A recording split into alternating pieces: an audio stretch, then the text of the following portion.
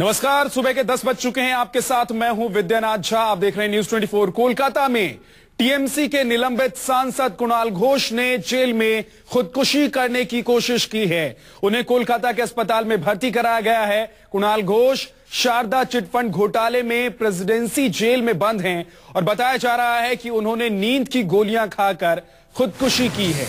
खबरों के मुताबिक 3 दिन पहले कुणाल ने कोर्ट में पेशी के दौरान कहा था कि शारदा घोटाले के आरोपी खुले घूम रहे खाकर खुदकुशी की है। खबरों के मुताबिक 3 दिन पहले कुणाल ने कोर्ट में पेशी के दौरान कहा था कि शारदा घोटाले के आरोपी खुले घूम रहे हैं। कुणाल ने कहा था कि उन्होंने सबके नाम सीबीआई को बताए हैं, मगर सीबीआई कार्रवाई नहीं कर रही है। कुणाल घोष ने तब कहा था कि अगर उनकी शिकायत पर कार्रवाई नहीं हुई तो वो खुदकुशी कर लेंगे, और इसके 3 दिन के बाद ही कुणाल ने खुदकुशी की कोशिश की है। लेकिन सवाल यह है कि आखिर जेल में नींद की गोली पहुंची कैसे। फिलहाल कुणाल का अस्पताल में इलाज चल रहा है और उनकी स्थिति गंभीर बताई जा रही है। लेकिन सबसे बड़ा सवाल यह है कि आखिर जेल तक नींद की गोलियां कैसे पहुंची, और बहुत ही ज्यादा मात्रा में कुणाल घोष ने नींद की गोलियां खाई हैं, जिसके बाद उन्हें हॉस्पिटल में भर्ती कराया गया है। 3 दिन पहले उन्होंने कहा था कि जिन लोगों के नाम, जिन आरोपियों के नाम उन्होंने सीबीआई को बताए हैं, अगर उनके खिलाफ कार्रवाई नहीं होती है तो वो खुदकुशी कर लेंगे, और 3 दिन के बाद ही उनकी खुदकुशी की बात अब सामने आ रही है।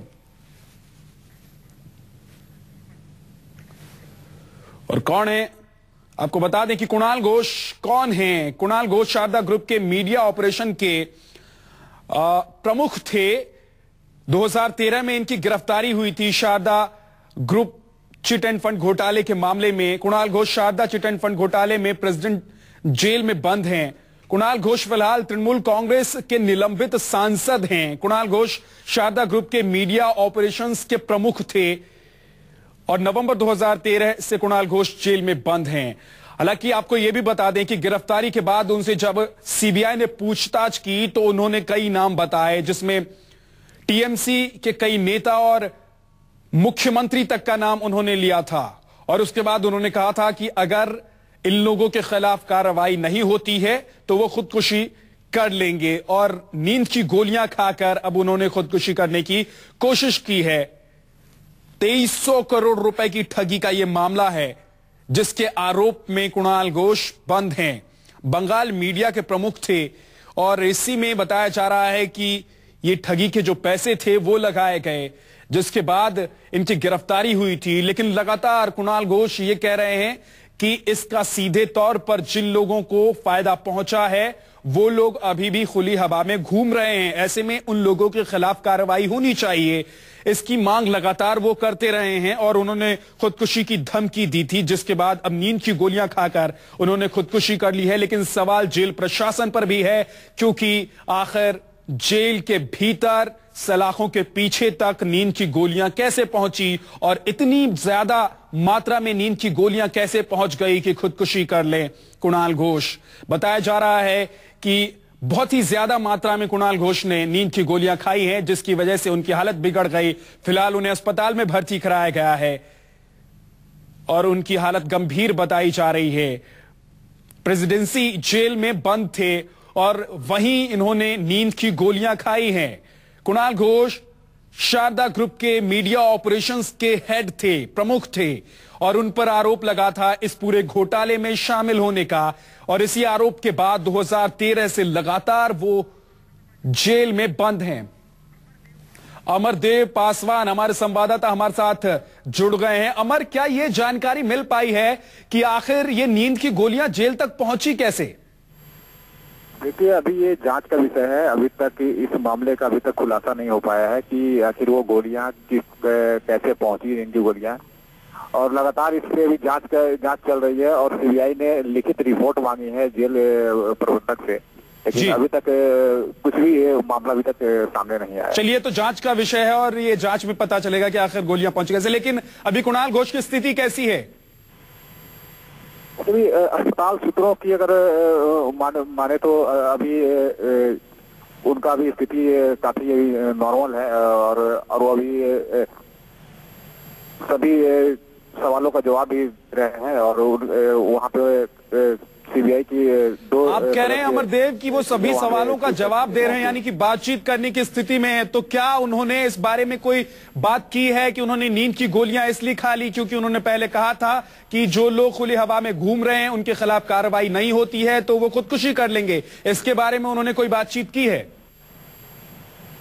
मैं आपको बता दूं कि ये जो बातें उन्होंने 10 तारीख को कोर्ट में सरेआम कहा था वही बात अब भी कह रहे हैं। सीबीआई के सामने भी वही बात को दोहरा रहे हैं कि उन्होंने जिन जिन लोगों का नाम लिया था शारदा घोटाले में उनके ऊपर कोई कार्रवाई नहीं की जा रही है। वो बार बार सीबीआई के कार्यक्षेत्र को लेकर सवाल खड़े कर रहे हैं।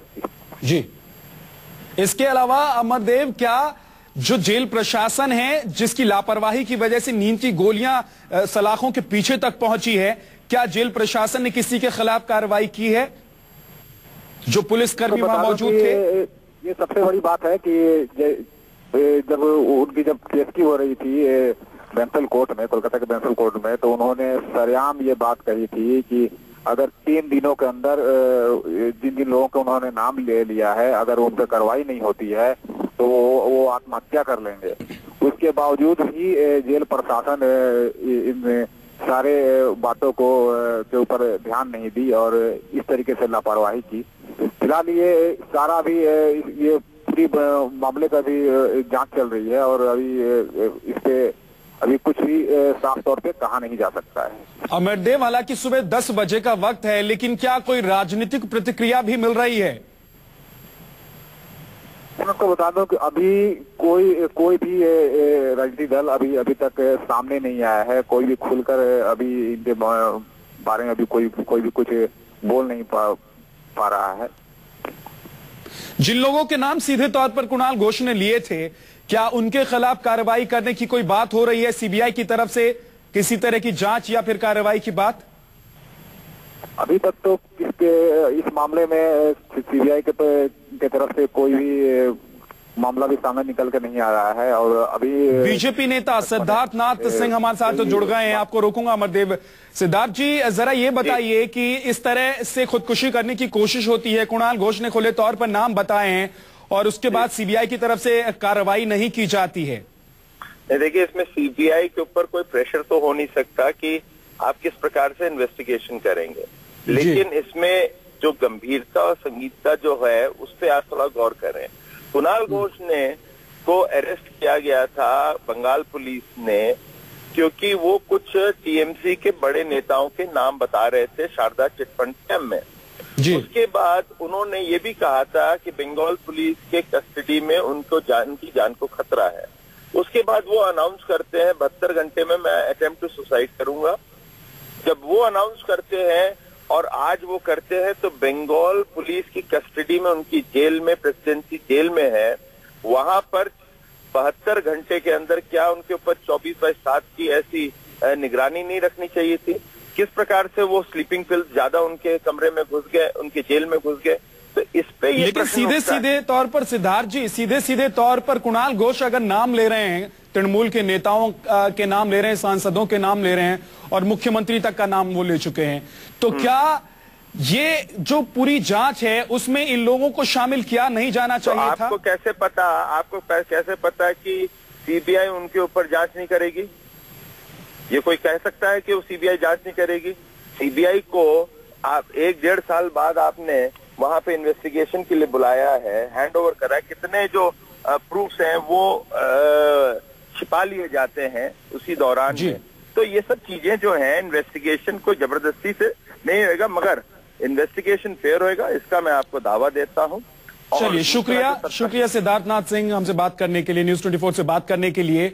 लेकिन कुणाल घोष का आरोप यही है कि राजनीति की वजह से उन्हें फंसाया गया और लिहाजा उन्होंने कई नाम लिए हैं और उनकी मांग है कि अगर उन लोगों के खिलाफ कार्रवाई नहीं होती है तो वो खुदकुशी कर लेंगे, जैसा कि उन्होंने खुदकुशी करने की कोशिश भी की है। लेकिन सवाल तब भी यही है कि आखिर जेल के भीतर तक नींद की गोलियां पहुंची कैसे?